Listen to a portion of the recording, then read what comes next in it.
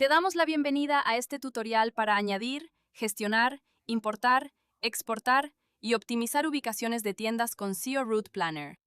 Añadir tiendas te ayuda a gestionar mejor tus ubicaciones y a planificar rutas más rápidas y precisas para tus conductores. Empecemos. En tu panel selecciona Ajustes. Verás opciones como Perfil de usuario, Preferencias, Favoritos y Vehículos. Haz clic en Tiendas para abrir esa sección. Ahora haz clic en Añadir, arriba a la derecha. Se abrirá una ventana para introducir todos los datos de la tienda. Empieza escribiendo la dirección de la tienda en la barra de búsqueda. Al escribir, SEO sugerirá ubicaciones coincidentes. Al elegir la dirección correcta, el mapa se centrará automáticamente allí. Después, completa los datos de la tienda.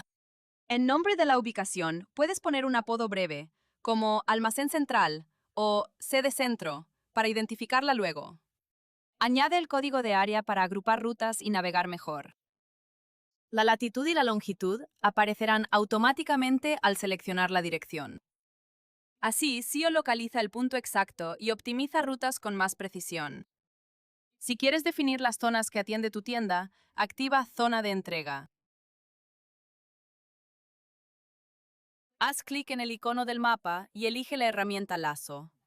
En el mapa, ve marcando puntos para delimitar el área de servicio de tu tienda. Al cerrar la figura, la zona se resaltará. Así se define la cobertura geográfica de tus entregas. Tras introducir los datos, haz clic en Guardar. La nueva tienda aparecerá en la lista con nombre, dirección, coordenadas y estado del área de entrega. Gestionar la lista de tiendas es sencillo. Cada tienda tiene un menú de acciones a la derecha. Haz clic en los 3 puntos para editarla o eliminarla.